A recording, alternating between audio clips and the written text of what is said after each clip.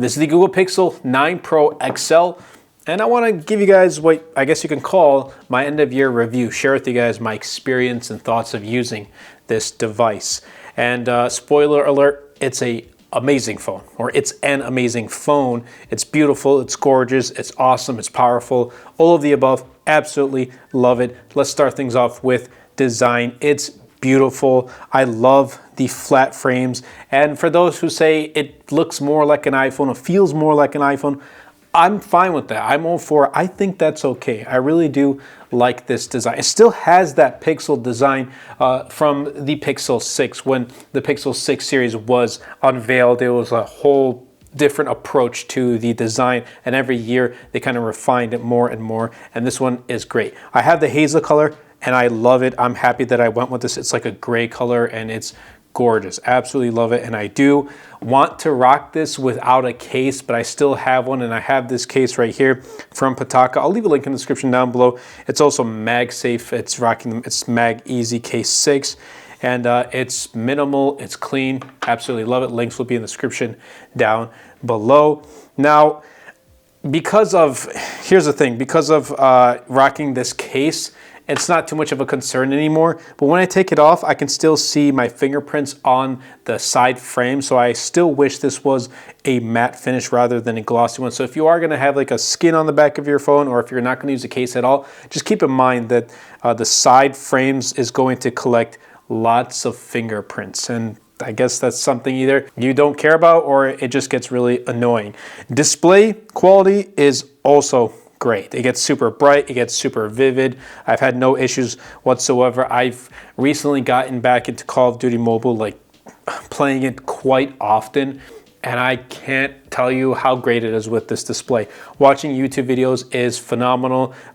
Browsing the web, using Twitter, Threads, Instagram, whatever it is, calling, texting, the display quality is great. The overall feel in the hand also is comfortable, and I think Google definitely made this phone more premium. I think that's what the Pixel 9 series, for me at least, the main thing it's talking about. It's telling its consumers, hey look, we are a premium lineup. The Pixel 9, 9 Pro, 9 Pro XL, even the 9 Pro Fold, we are a premium lineup, and that's true. I truly believe that that's going to be the future of Google, and it makes me more excited for the Pixel 10 series. Moving on to the performance, again, it's something that I have been enjoying in my experience of using this phone. I've had no issues, no bugs whatsoever. And the fact that Tensor G4, it's not the most powerful chipset on the market, especially now that there's the Snapdragon 8 Elite, which has already been unveiled in a couple of phones, and it's going to be quickly rolling out in phones coming in 2025, like the Galaxy S25 Ultra, the OnePlus 13, etc. This chipset still performs daily tasks without any problem whatsoever. Like how you use the phone on the daily doesn't really affect it. I'm not running like Geek benchmark scores or anything like that, or seeing which app loads faster than the other. This loads it plenty fast, and that's really all I care about. Like if you are here looking for numbers and looking how fast this is compared to like an S24 Ultra or an iPhone 16 Pro Max, you're not gonna find that here. You're just gonna literally hear me talking about how I feel about the phone and what I've experienced about it. And on the daily, this is what I've experienced. It's plenty fast, and I think it's plenty fast for most people as well. It also has a vapor cooling chamber, which I do appreciate, and I haven't really had the phone get too warm. Just the only time, which is to be expected, was the initial setup process. Other than that, I've really had no issues with this.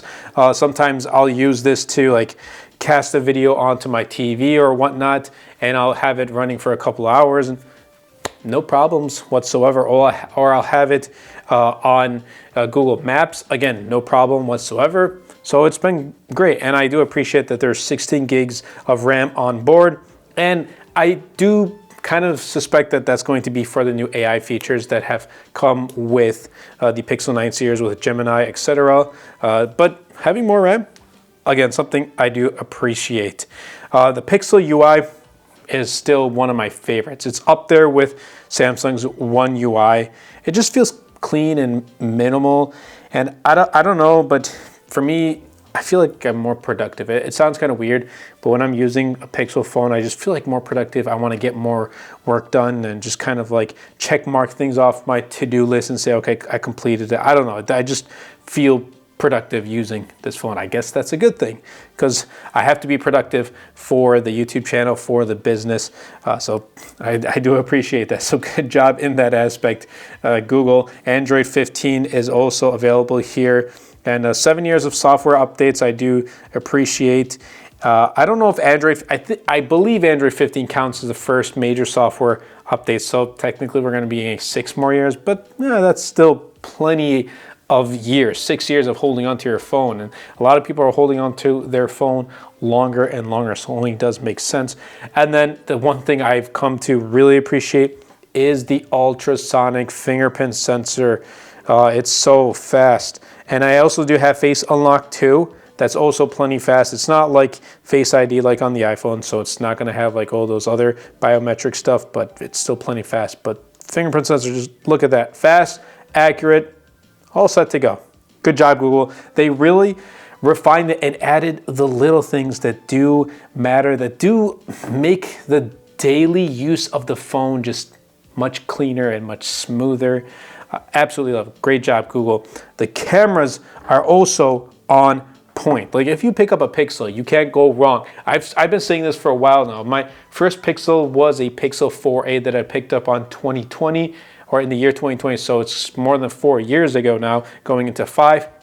And I'll tell you this, if I open that phone right now, it's a single camera, but if I take photos and kind of compare the two, it's still going to perform great. What I'm trying to say is Pixel cameras do not disappoint, at least in my experience. Like point and shoot, this is great, especially for social media. Even sometimes I'll take a photo, I won't even edit it, and I'll just post it right on social media. I'll post it right on Twitter and Threads, and I love the quality you get out of it. The videos are also great.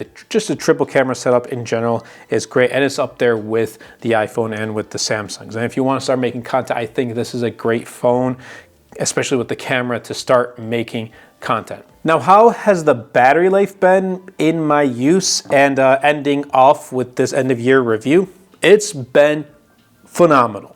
This easily lasts me all day. I'm what I call a heavy user, so like I'm using my phone for a lot of things. Calling and texting, which by the way, calling quality, I have Mint Mobile, and both sides can hear very well. I've had no issues with calling. The other side has never had issues with calling. We can hear each other very clearly, so that's a plus. Maybe if you have a different carrier, that could be a factor if your phone isn't working too well or call quality is not the greatest, but I've had no problems with the Pixel 9 Pro XL. But going back to the battery life, again, lasts me all day. I'm usually, actually, I'm not even charging it overnight anymore. I've stopped doing that. Like I'll use it all day, and then I'll go to sleep, wake up in the morning, I'll lose like 2% max of standby time overnight, and then wake up in the morning, throw it on a wireless charger because of the case now. I have MagSafe, or like if I'm in the car, I'll put it in charge, and that's how I really charge up my phone nowadays. But you know, in the mornings, it's usually MagSafe, and if I'm in the studio longer, it charges to 100%, but if I need to head out in the morning, then I'll just quickly charge it up in the car. I have a retractable USB-C cable, which is, for me at least, the fastest way rather than the wireless charger in the car. And I'm all set to go for the day. Like I've had no problems. I took this on a camping trip with me. Obviously I had wireless, portable charger just in case, but it lasted me all day. And granted, I didn't really use my phone that much. Now, again, the one thing that I don't like about the battery is the charging speeds. Yes, I charge it to MagSafe, or I charge it to USB-C in my car, and that's the fastest way. But even then, it's like not as fast as competitors. And I hope that's something Google does fix in 2025. So if you are in the market right now looking for a Pixel 9 series, just do keep in mind it doesn't have the fastest charging. Like if you have a OnePlus 12, you tried it, it has like 80 watts of wire charging. Even the Samsung Galaxy S25 Ultra has 45 watts of wired charging. Like even something like that I would appreciate. So hopefully next year with the Pixel 10 series, we get faster charging. That's just something I've really come to not like about in the battery department, but I guess it does make up for having great battery life. Now, battery life will change from user to user. I've been reporting great battery life since I've picked this up. When it did get unveiled, I think it was in August, mid-August when I picked this up, and from day one to now, I've had no problems with the battery life. It has not let me down at all. And I do want to talk about the pricing. It's a factor for many people. The MSRP is $10.99. I've seen it go on sale, especially throughout like November and this past month.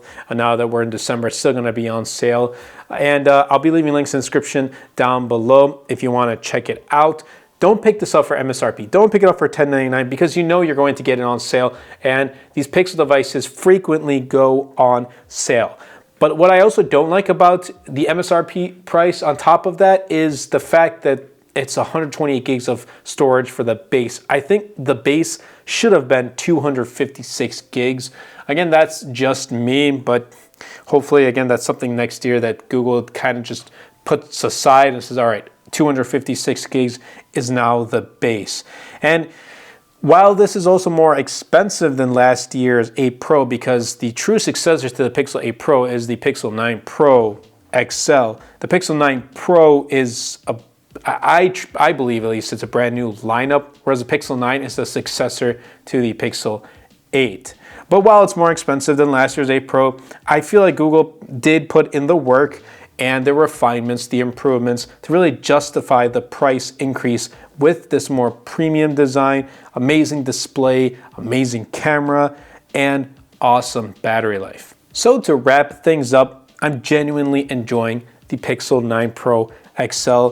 And honestly, if I had the smaller Pixel 9 Pro, I'd probably say the same thing. The only difference I would see between the two, between the 9 Pro and the 9 Pro XL, is just the screen size and the battery life. You're probably not going to get as great battery life, but I'm still suspecting pretty good battery life. And that's really it. Maybe next year I might pick up the Pixel 10 Pro because I really do like a more compact form factor that also still has flagship quality in terms of design, build, cameras, and doesn't really have any difference from its larger brother. But I think this is the MVP smartphone for me of 2024. And I also believe that the Pixel 9 Pro XL is finally a true flagship from its design aspect, to its camera, to its great minimal software, to long software support, and great battery life. You're getting a really great package from the Pixel 9 Pro XL. I hope you guys did enjoy this video. If you did, definitely be sure to superman that subscribe button, comment down below, and best of all, share this video because it really does help out the channel out a lot and will help push my content out to more people. That's been it from me, and I'll catch you guys in the next video.